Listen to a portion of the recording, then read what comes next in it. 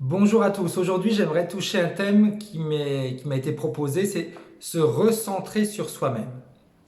Et ça peut être très intéressant en effet, vu qu'on a une vie qui s'éparpille souvent, on court à droite et à gauche, et se recentrer, se concentrer sur nous-mêmes est quelque chose qu'on a oublié. Alors comme j'ai l'habitude de faire depuis quelques jours, je m'amuse à faire des vidéos euh, qui ont comme but d'aller aider les personnes qui veulent continuer à travailler sur elles. Vous savez très bien que je reçois en cabinet, je fais également des séances d'hypnose par Skype. En ce moment, c'est un moment où on a besoin, en réalité, je pense, d'être tous soutenus, de se soutenir les uns les autres. Et bien, c'est ma petite contribution, on va dire, pour eh bien, aider les personnes qui souhaitent continuer à travailler sur elles. Donc, aujourd'hui, comme je vous ai dit, eh bien, ça va être se recentrer sur soi-même. Donc, comme on a l'habitude de faire, un endroit tranquille, serein. Vous vous armez de vos écouteurs, ça vous permet de vous isoler complètement du monde extérieur et de vous concentrer sur ma voix. Je vous rappelle que l'hypnose est quelque chose de tout à fait naturel, donc rassurez-vous. Votre inconscient sait ce qui est bon pour vous et au travers de cette séance, il ne prendra que ce dont vous avez besoin pour votre bonheur. Je vous invite donc à trouver cet endroit tranquille, mettre vos écouteurs et on va pouvoir commencer. Je vais donc en réalité te demander de fermer les yeux.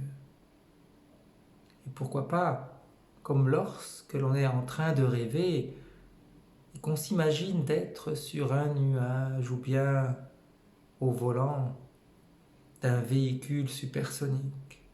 On peut passer d'une ville à l'autre, d'un pays à l'autre avec une telle rapidité.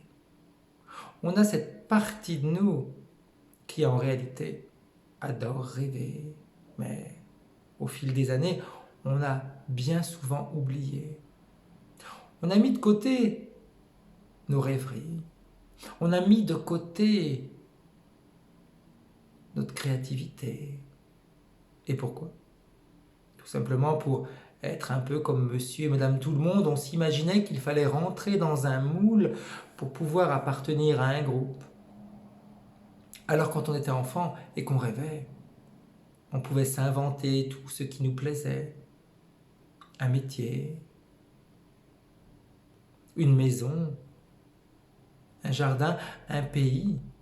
On devenait la personne la plus populaire du monde et surtout on était aimé, on était respecté, on s'amusait, on était inconscient. Et c'est ça qui est intéressant. C'est de pouvoir se dire que être inconscient peut nous aider à nous faire voyager. Et les voyages, on dit qu'ils forment la jeunesse, mais la jeunesse est-elle formée par les voyages ou est-elle formée par les années? Parce que quand on est formé par les années, la jeunesse disparaît et c'est l'âge qui avance. Alors des dictons peuvent nous embrouiller, comme la jeunesse forme, les voyages forment la jeunesse, et bien les voyages peut-être forment en réalité la vieillesse, la maturité. Mais quelle maturité! Si en réalité nous sommes tous des enfants dans des corps d'adultes, des enfants qui continuent à souffrir et à vouloir rêver, qui, hélas, on oublie d'écouter. Alors pour revenir à ce nuage sur lequel on s'était posé, eh bien, d'où l'on est posé, on peut regarder en bas ce qui se passe, un peu comme si chacun était en train de regarder sa propre existence, sa propre vie. Et quand on prend ce moment pour se poser et de faire un arrêt sur image pour regarder à quel endroit on est arrivé, eh bien là, on peut peut-être se rendre compte qu'il est temps de métamorphoser certaines de nos pensées, de changer certaines de nos habitudes et modifier les mécanismes que l'on a au fil des années construits et enregistrés. Alors du haut de ce nuage, toujours concentrez sur ce que l'on voit d'en haut, eh bien, vous allez pouvoir vous amuser à vérifier ce qui doit être changé dans votre vie afin de vous permettre de vous recentrer sur vous-même. Se recentrer, c'est avoir un temps pour se poser, se caler tranquillement dans un coin et regarder ce qu'il est temps de changer. Parce que se recentrer sur soi-même, c'est pouvoir finalement être en contact avec la partie plus importante que nous avons. On peut l'appeler de différentes manières. Certains l'appelleront notre soi supérieur, d'autres notre soi intérieur, notre âme, notre divinité. Moi, j'aime bien l'appeler notre partie subliminale. Mais peu importe, en réalité, la chose la plus importante, c'est qu'en réalité, c'est votre origine. C'est ce que vous étiez avant de vous incarner. Et c'est ça qu'il faut aller chercher. Inutile d'aller prier, inutile de demander de l'aide à quelqu'un d'autre, cette partie de vous est bien plus présente que vous ne pourriez l'imaginer. Alors ça me rappelle l'histoire d'une femme qui, depuis son enfance, aimait à se faire remarquer. D'ailleurs, elle avait, au fil des années, en grandissant, créé son propre style. Des couleurs fortes et mélangées qu'elle se mettait sur elle, des vêtements qui auraient même pu choquer, du violet et du rouge, du jaune et de l'orange. Tout ce qui lui permettait de pouvoir se montrer lui plaisait. Même sa maison. Elle était la seule dans sa rue à avoir les volets violets et sa façade orange. Toutes les autres maisons avaient les volets bleus et la façade blanche. Elle avait tellement peur en réalité de passer inaperçue. Alors elle faisait tout pour qu'on puisse la remarquer. Même lorsqu'elle allait faire ses courses, elle allait toujours à vélo. Elle s'habillait avec toutes ses couleurs, mais comme dans les années 20. Alors vous pouvez imaginer, les gens qui la voyaient passer, ils se retournaient, commentaient, rigolaient, mais pour elle, c'était la chose la plus importante. Pouvoir être vu, pouvoir être regardé, pouvoir être commenté. Oh, peu importe si les commentaires peuvent être plaisants ou moins. Ce qui est certain, c'est qu'elle sentait qu'elle avait sa propre place. Elle sentait qu'elle pouvait continuer à avancer. Alors vous me direz, mais pourquoi? Était-elle intéressée sur le fait qu'on puisse la regarder, qu'on puisse la scruter, l'analyser, la commenter? Eh bien, peut-être tout simplement parce qu'elle avait grandi dans une famille nombreuse. Vous savez, 10 enfants, quand vous êtes la 8e des filles, eh bien vous passez un peu inaperçu. Sa mère était bien plus occupée par les plus faibles. Elle, qui avait une bonne santé, avait dû se débrouiller seule. Alors, elle avait cette sensation d'être transparente aux yeux de sa propre famille. Elle était toujours en bonne santé, donc on l'avait mis de côté, mais en réalité, personne ne l'avait mis de côté. Simplement, ses parents étaient trop occupés à nourrir tout le monde, à s'occuper de tout le monde, et comme je dis, ceux qui sont en bonne santé, on va un peu moins s'en occuper. Alors pour elle, c'était comme si on la refusait, comme si on l'avait mis de côté, comme si elle dérangeait. Alors, cette sensation d'être transparente l'avait blessée, l'avait choquée, et elle continuait depuis des années à vouloir se faire remarquer. Oh, elle y réussissait. C'était une des personnes qu'on regardait le plus, une des personnes qu'on commentait le plus. Et puis un jour, elle rencontra son futur mari, un homme discret, un homme qui faisait tout pour être le plus invisible possible, C'était les opposés. On dit souvent que les opposés s'attirent. Mais là aussi, vous allez me poser cette question, mais pourquoi il avait ce besoin de se cacher? Pourquoi il avait ce besoin de passer inaperçu? Pourquoi il voulait absolument se sentir invisible? Oh, peut-être tout simplement parce que il était dans une famille, né dans une famille où les parents hurlaient du matin au soir, étaient toujours pris par de grandes discussions, et lui, à force d'entendre des personnes hurler, il s'était rendu compte que quand il se mettait de côté, qu'il se cachait dans un coin, qu'il faisait le moindre bruit, personne ne venait le déranger. Alors il avait peut-être tout simplement décidé de se mettre à l'abri de ces gens qui hurlent, de ces gens qui peuvent l'agresser, de ces gens qui peuvent le déranger.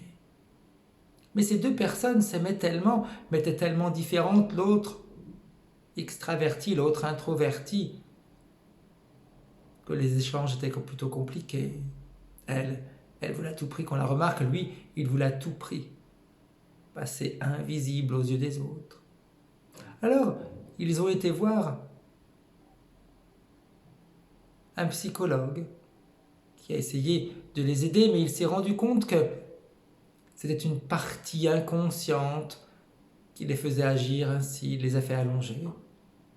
Il leur a demandé simplement de fermer les yeux et de l'écouter. Parce qu'il avait compris qu'il fallait absolument parler à son inconscient. Et comme il était un fin hypnothérapeute, il put parler à leur inconscient, leur montrer qu'il était temps de changer, leur montrer que les difficultés du passé sont terminées, qu'il est beaucoup plus important de se centrer sur nos propres besoins, de se centrer sur nos envies, sur ce qui nous fait du bien, sur ce qui va nous permettre de nous sentir à notre place partout. Eux, en réalité, cherchaient leur propre place. Ils avaient cette sensation que pour avoir sa place, il fallait faire du bruit, ou pour avoir sa place, il fallait se taire et se mettre de côté. Ils jouaient un rôle depuis des années. Alors, au travers d'histoires et de mots magiques, ce thérapeute les a aidés, a permis à leur partie apeurée de se calmer, a permis à cette partie qui avait ce besoin fou de prendre sa place, bien, que cette partie se rende compte que cette place, elle l'a toujours eue et qu'elle l'aura tout le temps. Il a expliqué à ces deux parties, à cet homme et cette femme, qu'à notre naissance, lorsque nous naissons, eh bien, nous naissons un peu comme avec un grand fauteuil. Un fauteuil naît avec nous. Un fauteuil sur lequel nous sommes les seuls à pouvoir nous asseoir parce qu'il a la propre forme, il a la forme parfaite de notre corps et il grandit avec nous. Et ce fauteuil représente la place que nous avons dans ce monde. Et ce qui montre bien que cette place, nous l'avons dès notre naissance jusqu'à notre mort. Personne ne pourra s'asseoir dans notre fauteuil comme nous ne pourrons jamais nous asseoir dans le fauteuil de quelqu'un d'autre. La forme est tellement différente, nous sommes tellement uniques grâce à nos caractéristiques. Et c'est le fait d'être unique, d'être ces personnes qui devraient en réalité nous permettre de sourire, nous permettre d'être à l'aise dans chaque situation, dans chaque endroit, parce que nous sommes uniques. Et c'est ce qui rend la personne que nous sommes importante à nos yeux. Nous sommes la personne la plus importante pour eux. Cette séance a eu un effet choc pour ces deux amoureux. Estelle, c'est ainsi qu'elle s'appelle, se rendit compte qu'il était temps d'arrêter de vouloir se faire remarquer et qu'elle devait être elle-même. Qu'elle devait faire les choses pour son propre bonheur et non pour être aimée. Et Paul, c'est ainsi que lui s'appelait, décida en réalité qu'il était temps de se montrer, qu'il était temps d'être lui-même, qu'il était temps de prendre sa propre place plutôt que de se cacher. Les deux avaient grandi. Ils étaient adultes et les capacités limitées qu'ils avaient lorsqu'ils étaient enfants s'étaient transformées au fil des années en capacités illimitées. Alors si tu savais le nombre de personnes qui ont cette sensation de devoir se battre toute leur vie pour garder leur place, alors qu'il suffirait de leur faire fermer les yeux et de parler à cette partie inconsciente pour qu'elle comprenne que leur place, ils l'auront toujours et ils l'ont toujours eue. Alors c'est ça qui est important. C'est ça qui est extraordinaire. Ils ont retrouvé le bonheur à l'intérieur d'eux. Ils sont devenus ce qu'ils ressentaient à l'intérieur d'eux.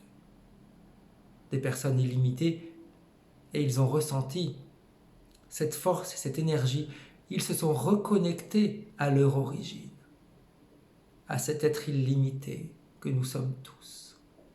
En se reconnectant à cet être illimité, ils se sont débarrassés de toutes les fausses croyances du passé et de tous ces mécanismes qui les empêchaient d'être sereins et qui leur faisaient jouer un rôle depuis des années.